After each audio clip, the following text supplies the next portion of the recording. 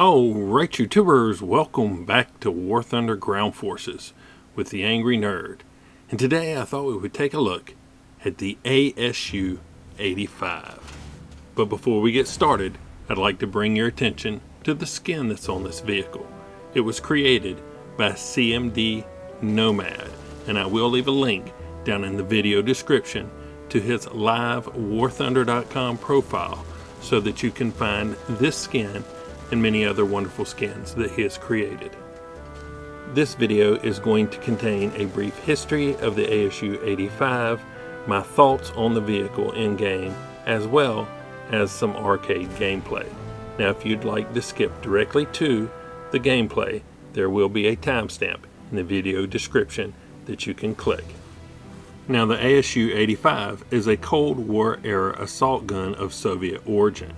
Developed in the 1950s, the introduction of heavy lift helicopters such as the Mi-6 and Mi-10 and heavy transport aircraft utilizing high capacity multi-shoot and retro rocket systems for airdrops allowed the Soviets to design a replacement for the small open-topped ASU-57 assault gun in use with Soviet airborne forces. The ASU-85 was the logical successor to the ASU-57, and from 1959 it started replacing its predecessor in the airborne forces. The name ASU-85 stands for Airborne Self-Propelled Mount. The number 85 refers to the caliber of the main armament. The ASU-85 was intended to be airdropped to reinforce airborne infantry in offensive and defensive operations with its powerful artillery fire directly on the battlefield. The ASU-85 is based on the PT-76 amphibious tank, but unlike the PT-76, the ASU-85 is not amphibious. To reduce its dimensions and increase its compactness, the ASU-85 received no rotating turret. Its powerful cannon was installed directly into the hull. Outwardly, this makes the ASU similar to other classic self-propelled guns, reduces its profile, allows its crew to work in more comfortable conditions, and speeds up the cannon reload time. Obviously, the SPG had to be made as light as possible for airborne transportation and landings. Because of this, it was decided in the design phase not to give it thick armor. As a result, the armor is quite thin, 45 millimeters maximum at the front, although at a high angle on the frontal hull. The armor is enough to protect the crew from small arms fire and shell splinters, but it is vulnerable to heavy machine gun fire from almost any angle other than the front. Its low profile reduces its silhouette as a target. The tracked chassis provides good mobility in rugged terrain. The tracked chassis allows the ASU-85 to pivot and aids in aiming the main armament. The 260 horsepower V6 inline water-cooled diesel allows for a maximum speed of 45 kilometers per hour. The ASU-85 became operational in the early 1960s and was extensively used during the Cold War. It was first observed by NATO forces in 1962 and was widely used by Soviet and Polish airborne units. Soviet airborne troops used the ASU-85s in combat during the Soviet-Afghan War. Now in War Thunder, the ASU-85 is a rank 4 with a battle rating of 6.7. It has a 384 horsepower engine propelling the 15.9-ton vehicle to a top speed of 30 miles per hour. It comes equipped with the 85mm D70 cannon. Now I have it assigned to an expert crew with a crew level of 140, which gives me a reload of 9.1 seconds. It has an XP reward of 380% and a silver line reward of 135%. So what do I think of the ASU-85 here in War Thunder? Well, to tell you the truth, I think it bites. That's my opinion, and everybody knows what opinions are like, and my opinion is solely based on my experience with this vehicle in arcade gameplay. RB and SB will have a completely different experience because you don't get that red target marker over here, and if people can see you, they can kill you in this vehicle. Now at 6.7 in arcade, I think that's a little high, but it's high because of the ammunition that the D70 can fire. You get the BR-372, which is your armor-piercing ballistic cap shell, and at 500 meters and 90 degrees you have a penetration of 214 millimeters. But you can also get the the 3B K7, which is your Heat FS, high explosive anti-tank fin stabilized shell, and at 500 meters and 90 degrees you have a penetration of 300 millimeters. But I don't think the performance of these rounds justifies the battle rating of 6.7.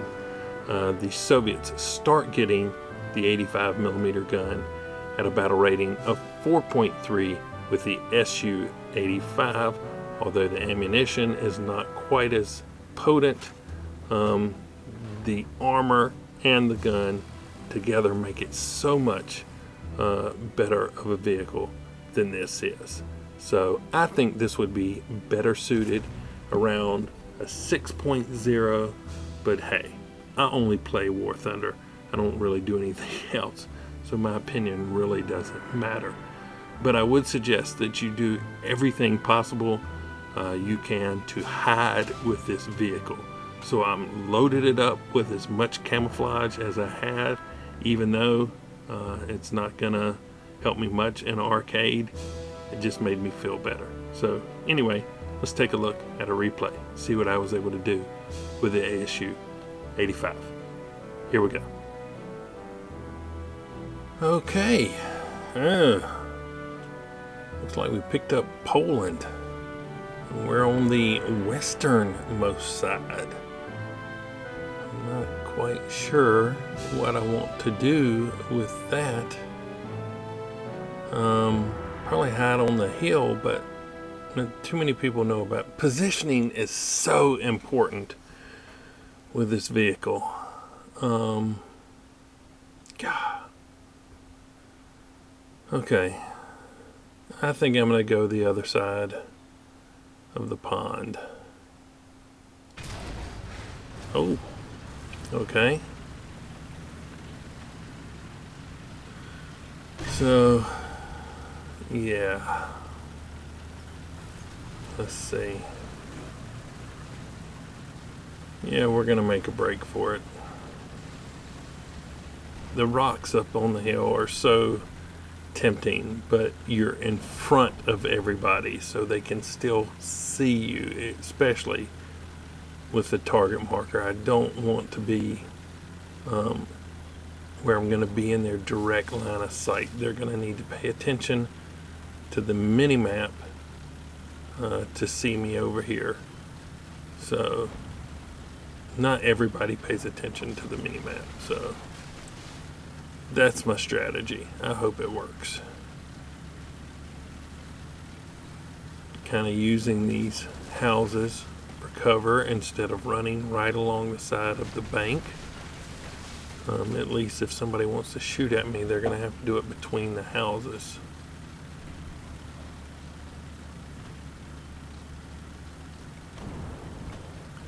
It's a little low ground right through here. That may help me.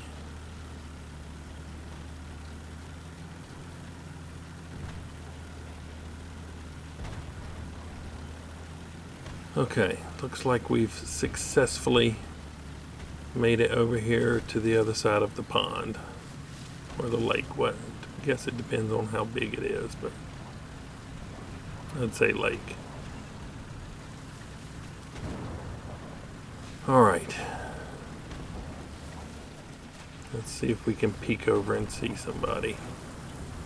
As soon as I can see them, as soon as they become bright red, they can see me. Okay. We're gonna switch ammo. Oh! Lucky. Very lucky.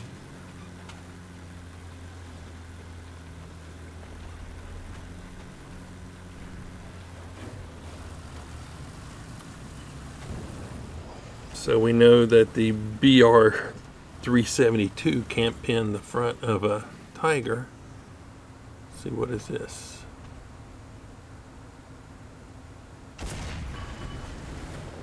Oh, that was a miss.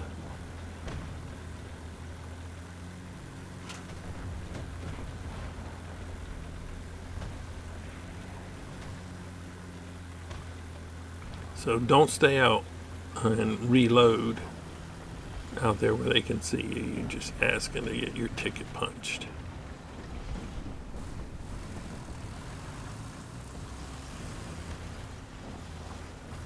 Let's see. Tiger 2. Didn't look like that. Well, maybe. Missed again.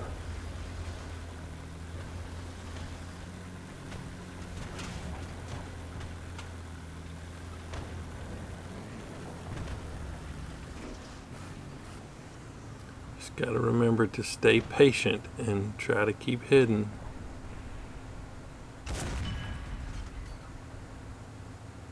Huh, nothing. Let's stay here and readjust. We hit. Hey, it's another ASU. A lot of times I can't see what I'm shooting at until they pop up on the little damage thing in the upper right hand corner, because I can't really read the things, but sometimes I can. Okay, so we got a good pin, but I'm switching ammo. See if I can get a little more explosive since he has thin armor.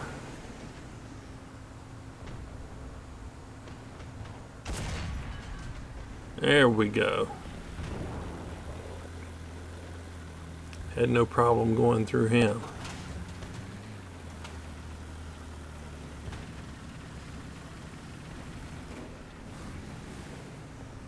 Let's see, IS-2, nope.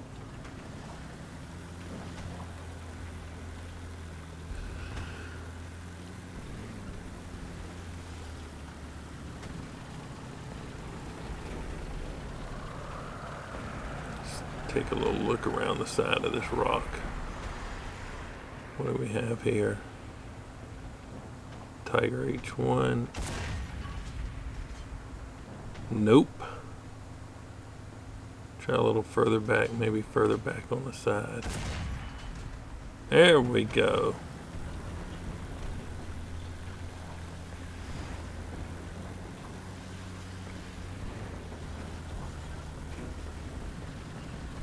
What's this over here? He's behind a building. IS-2. Oh, man. Something got me.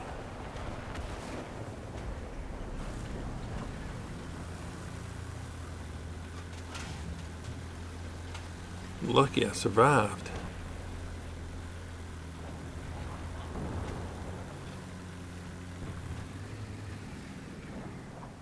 Let's go ahead and repair.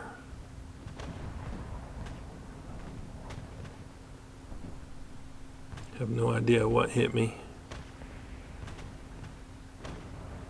Couldn't tell where it came from, but we are repaired. Let's peek up again.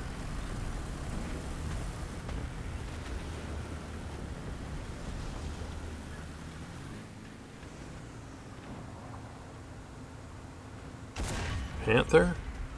There we go.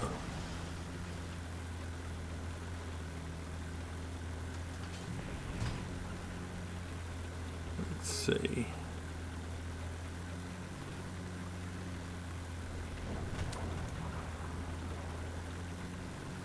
Switching ammo.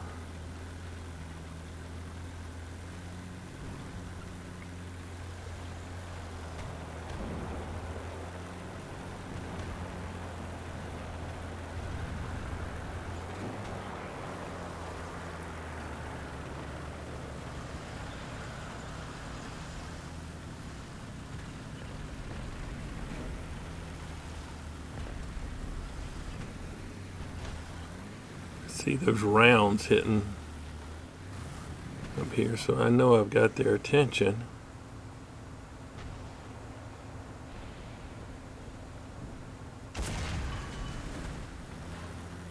Oh, is that a yak panther? I can get him from the side with the BR, the armor piercing has more explosive. I might be able to take him out. Come on, where is he?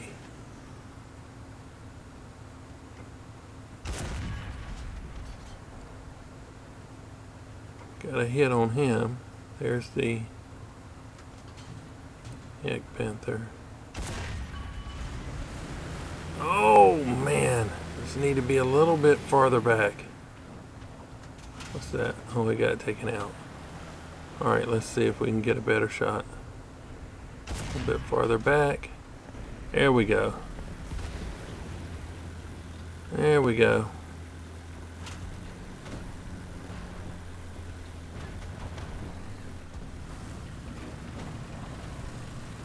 So, IS-2. Oh, he missed.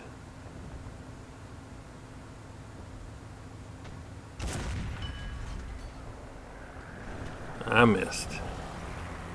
Oh, it's a Lancaster. I can't tell which way he's coming. I'm gonna run. I can't have bombs land anywhere close to me in this thing, so we're just gonna run because he might come over this way. No, it's going the other way. Okay. Just cautious. But it may have cost me another shot on the vehicle, but that's okay. Yeah, it's pretty close to being done. Oh, what do we got here? Come on, one more. Nope, that's it. Stick a fork in it. It's done. So let's see what we were able to do.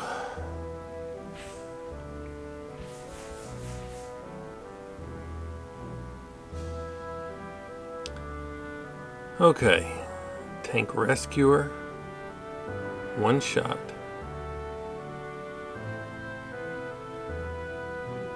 Sniper, professional, shadow strike streak. Yeah. Excuse me. Oh, tired. Did destroy 5 ground units, so at least we made our ace, 1 assist. So, yeah, 8th place in the team, 21,510. That's my premium bonus. So, yeah, well, let's see. If you just go by kills, we tied the most kills on the team. So, that's not bad. Let's save it.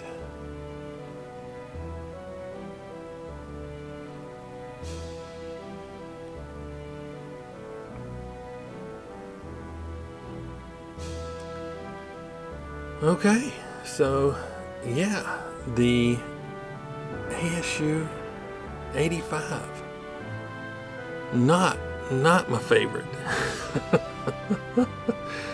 It's very difficult for me to play there, but yeah, I'm sure that there are people who can play it much better than I can.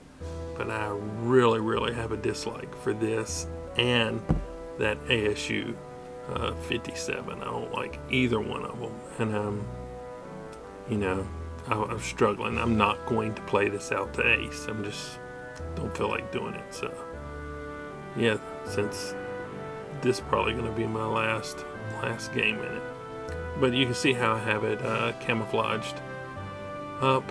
Put every piece that I had on there. So Hated to cover up this wonderful skin that CMD Nomad created, but yeah, I needed all the help I can get. Anyway, if you've liked this look at the ASU-85, hit that like button. If you didn't, don't. Subscribe if you would. But as always, thanks for watching. Nerd out.